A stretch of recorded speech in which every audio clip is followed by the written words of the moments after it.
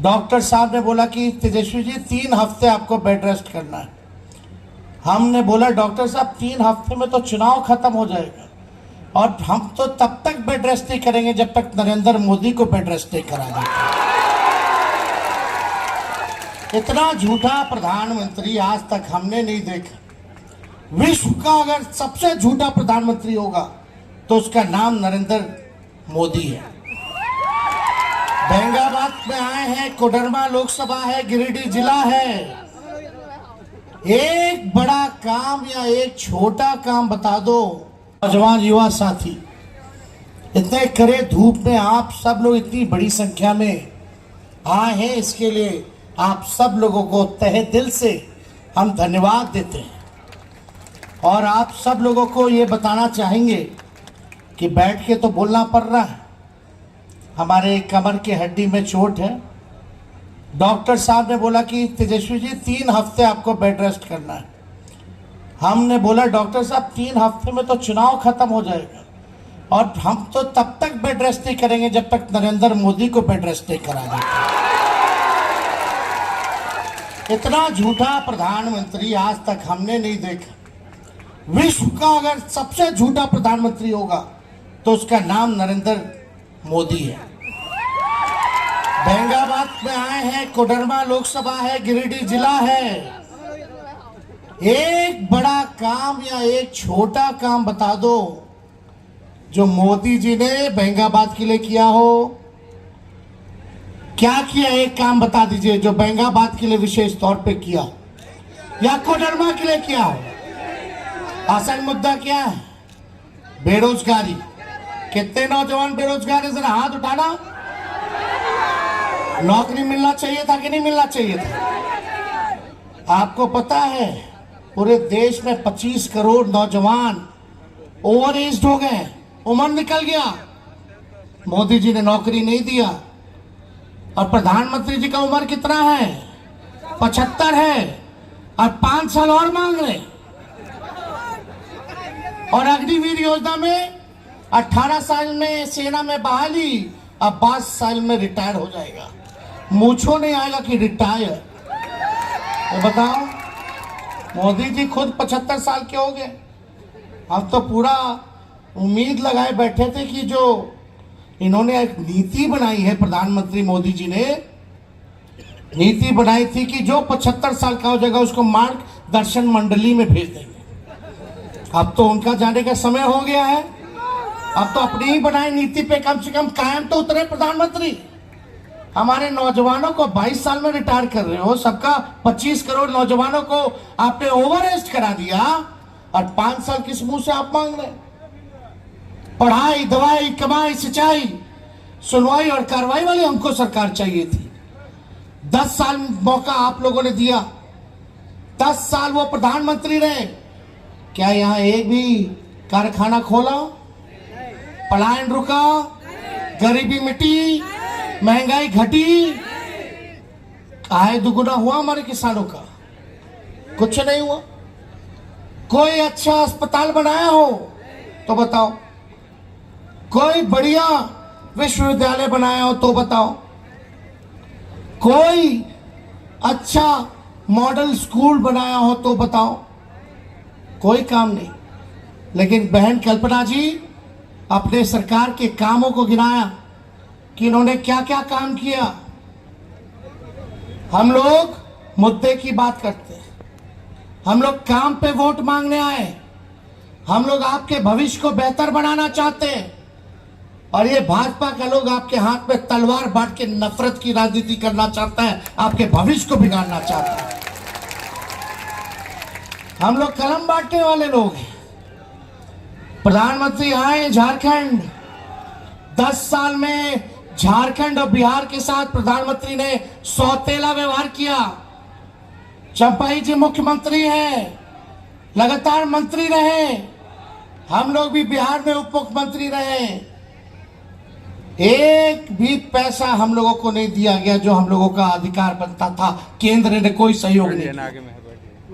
बिहार, झारखंड जो पिछड़े राज्य है, हम लोगों को स्पेशल अटेंशन देने की बात कही गई थी, स्पेशल पैकेज देने की बात कही गई थी, स्पेशल स्टेटस देने की बात कही गई थी, लेकिन हम लोगों को केंद्र से कोई पैसा नहीं मिला, ना चवन्नी भी तक नहीं मिला। जो केंद्र योजना है, चंपाई जी बताइए, पहले राज्य सरकार का शेयर होता था 10%, 90% केंद्र सरकार लगाती थी, अब 50-50% हो गया। बताओ, गरीब राज पे भार आ गया। हमको तो और मदद देना चाहिए था, हमारा शेयर घटता, लेकिन इन लोगों ने कुछ नहीं किया। मोदी जी आएंगे, क्या बोलते हैं, भाई बहनों, मोदी आएगा तो अच्छे दिन लाएगा, मोदी आएगा तो साल में 2-2 करोड़ नौकरियां बांटेगा, मोदी आएगा तो काला धन लाएगा और हर एक के खाते में 15-20 लाख डालेगा, मोदी आएगा तो पक्का मकान बना देगा, मोदी आएगा तो किसानों का आय दुगुना कर देगा।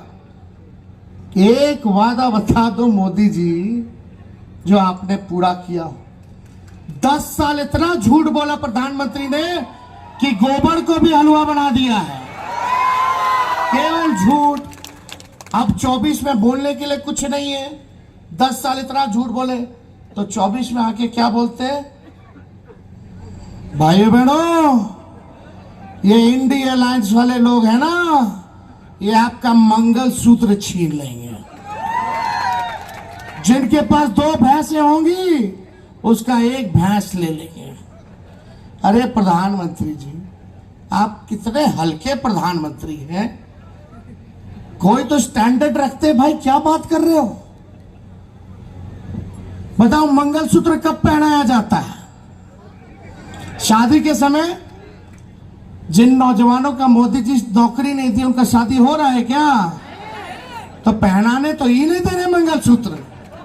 तेजस्वी ने तो बिहार में 5 लाख लोगों को सरकारी नौकरी दिया, जिनका शादी नहीं हुआ उसका भी शादी करवा दिए हम, मंगलसूत्र पहनाने का अवसर दे दिए नौकरी मिलने पर। अरे मोदी जी, इतना झूठ मत बोलो। बिहार और झारखंड के लोग को बेवकूफ समझते हैं क्या? हम लोग उड़ती चिड़िया को हल्दी लगा देते हैं। हम तो मंगलसूत्र पहनवाए कि नहीं पहनवाए? 5 लाख नौकरी दिया, 3 लाख प्रक्रिया दी, 4.5 लाख नियोजित शिक्षकों को राजकीय कर्मी का दर्जा हम लोगों ने दिया। हम लोगों ने काम किया है। खैर, वो अलग बात है, हमारे चाचा जी पलट गए, वो पलटे नहीं, उनको हाईजैक कर लिया। आप बताओ, हम लोग जब मोदी जी से पूछते, मोदी जी आपने बेरोजगारी क्यों नहीं खत्म की, आपने महंगाई क्यों नहीं खत्म की? आज महंगाई हो गया कि नहीं हो गया? हर चीज महंगा हुआ कि नहीं हुआ? गैस सिलेंडर पहले 400 था 10 साल पहले, अब कितना हो गया है? 1200-1400।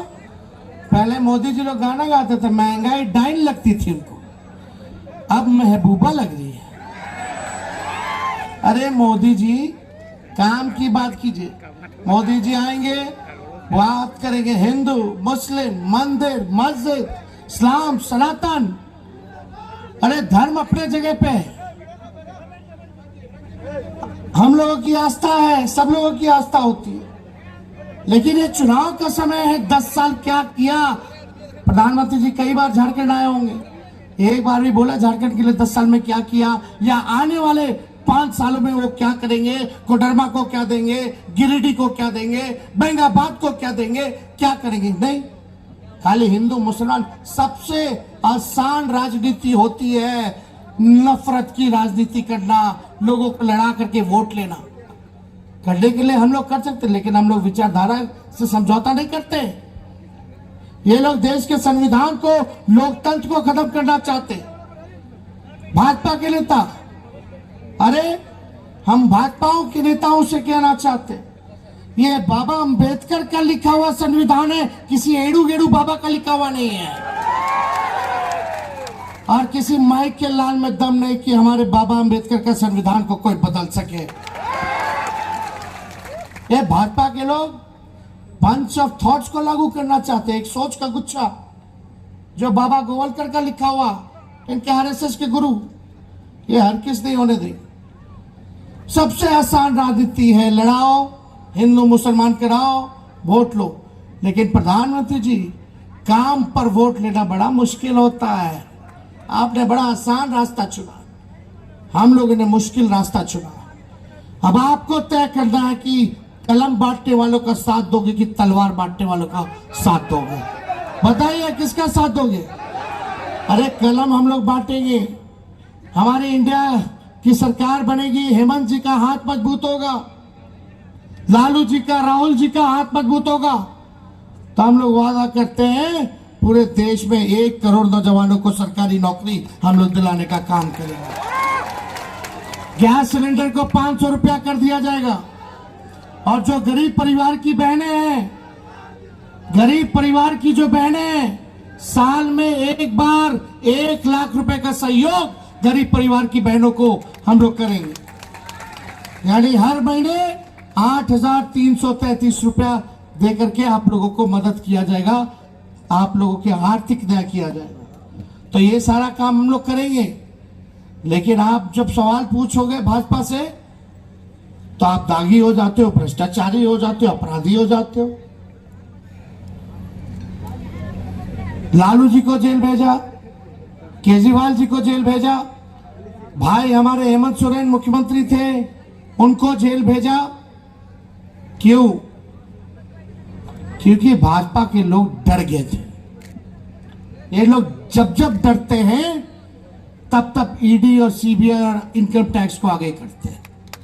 अरे जनता की अदालत में आओ, जनता के बीच चुनाव लड़ने की हिम्मत नहीं है तो पीछे का रास्ता चुनते हैं कि कोई इनके सामने खड़ा ही ना हो। आप बताओ, ये तो लोकतंत्र को खत्म करने वाली बात है कि आपके पास कोई ऑप्शन नहीं छोड़ेगा कि आप किसी अपने पसंदीदा लोगों को चुन सको। इंदौर में क्या हुआ, सूरत में क्या हुआ, खजुराहो में क्या हुआ, चंडीगढ़ में क्या हुआ, हम लोगों ने अपने आंखों से देखा। बैठा दिया गया, खारिज कर दिया गया। लेकिन हम जज्बे को सलाम करते हैं हेमंत जी को कि बड़ी मजबूती दिखाने का काम किया। हेमंत सोरेन जी लड़ाई लड़ रहे हैं, वो लड़ाई अपने लिए नहीं बल्कि आप लोगों के लिए लड़ाई लड़ रहे हैं। हमारे पिता भी आज तक भाजपा के आगे नहीं झुके, न डरे, और लालू जी जब नहीं डरे तो लालू जी का लड़का भी डरने वाला नहीं है। हम धन्यवाद देना चाहते हैं बहन कल्पना को कि एक मुसीबत के घड़ी में इन्होंने मजबूत महिला बन करके उभरने का काम किया। और महिलाओं में यही विशेषता है, महिलाओं में सबसे बड़ी खूबी यही है कि जब बुरा वक्त आता है तो मजबूती के साथ खड़ी होती है। पुरुष थोड़ा मोड़ा हिल जाते हैं लेकिन महिला बुरे वक्त में हिलती नहीं है। हमने देखा हमारी माँ 9 बच्चे मुख्यमंत्री बनी, लोगों को जब साजिश काम बाढ़ लगाया जा रहा था किस हिसाब से देखी। तो हम इसलिए बहन कल्पना को भी धन्यवाद देते और एक बात बता देते हैं, ये 2 गुजरात के लोग हम लोगों को डराना चाहते हैं। अरे हम लोग बिहारी और झारखंड के लोग हैं, गुजराती लोग से डरने वाले नहीं हैं। आप बताओ, गुजरात के लोगों से डरोगे? अरे ये लोग कितना भी डराए, हम लोग डरेंगे नहीं बल्कि इनको सत्ता से बेदखल करके ही बैठने का काम करेंगे। इसलिए ज्यादा समय नहीं है, आगे और भी मेरा 2 कार्यक्रम है और आप सब लोगों से यही अपील है कि जो गांडे से हमारी बहन उपचुनाव लड़ रही है विधानसभा का, सब लोग तीर धनुष पर बटन दबा करके इनको भारी बहुमत से आप लोग जिताने का काम कीजिए।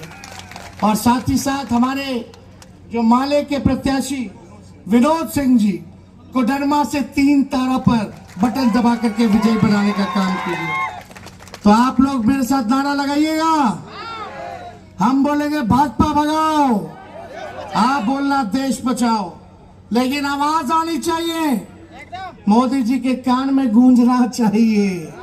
तो बोलिएगा भाजपा भगाओ,